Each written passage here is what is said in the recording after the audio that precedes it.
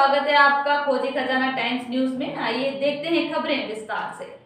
संविधान के जनक बाबा भीमराव अंबेडकर की 132वीं जयंती के अवसर पर इंदौर के गीता भवन चौराहा स्थित बाबा साहेब की प्रतिमा पर माल्यार्पण करने के लिए आज पूरे दिन अनुयायियों का तांता लगा रहा। वहीं कई लोगों ने मीडिया के सामने बाबा साहब को नमन किया तो वहीं कई लोगों ने बाबा साहब के लिखे गए संविधान को खतरे में बताया।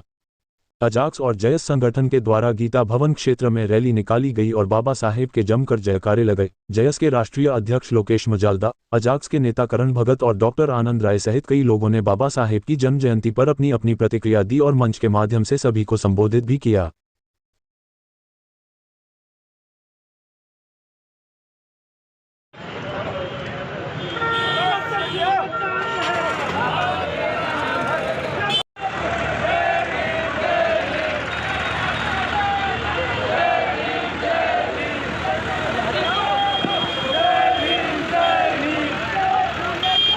सर बताएं किस तरह से मनाई जा रही है? जी, आज हमारे भारत के संविधान निर्माता भारत रत्न बाबा साहब डॉक्टर अंबेडकर जी की 132वीं जयंती है। मैं आप मीडिया साथियों के माध्यम से तमाम देशवासियों और विश्व भर के साथियों को अंबेडकर जयंती जी के हार्दिक बधाई शुभकामनाएं देता हूं। मैं संदेश देना चाहता हूं कि जिस तरीके से भारत का संविधान बनाया गया है उस संविधान पर चलकर हमको कार्य करना चाहिए। संविधान को सभी भारतवासियों को पढ़ना चाहिए, उसको अमल में लाना चाहिए, क्योंकि वर्तमान जो सरकारें हैं वो संविधान को बदलना चाहती है, संविधान की व्यवस्थाओं को बदलना चाहती है। हमें संविधान की रक्षा करते हुए आगे काम करना चाहिए। मैं सभी युवा साथियों से, पढ़े लिखे साथियों से अपील करता हूं कि संविधान में जो तमाम हमारे प्रावधान दिए गए हैं वो सभी साथियों को बताएं। इस देश का ST, SC, OBC और माइनॉरिटी एक होकर इस संविधान को बचाने के लिए आगे कार्य करेगा और हम संविधान को हमेशा बचाएंगे, क्योंकि इस देश, यह जो भारत देश है वो संविधान से संचालित होता है, किसी और ग्रंथ से नहीं। इसलिए हम संविधान हमारा सबसे बड़ा ग्रंथ है, हम उसको बचाने की मुहिम चलाएंगे।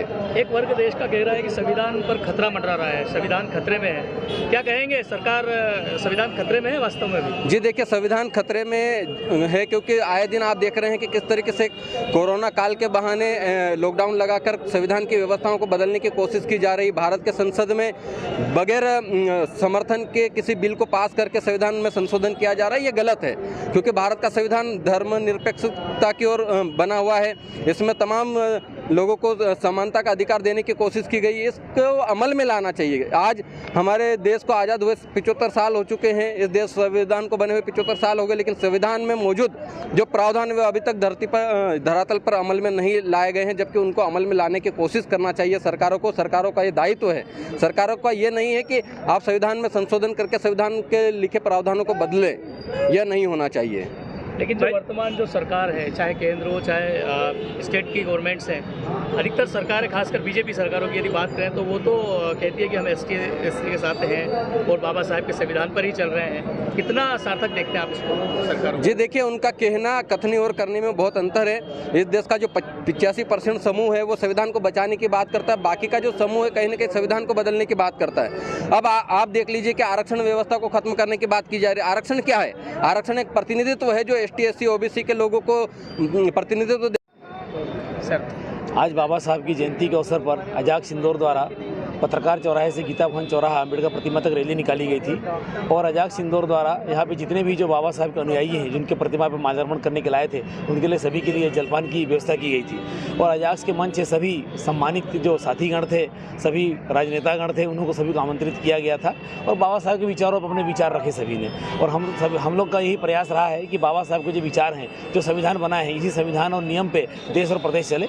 इसी के साथ मैं सभी को बाबा साहब की जयंती की शुभकामनाएं देता हूँ। करण भगत, जिला अध्यक्ष, जिला इंदौर।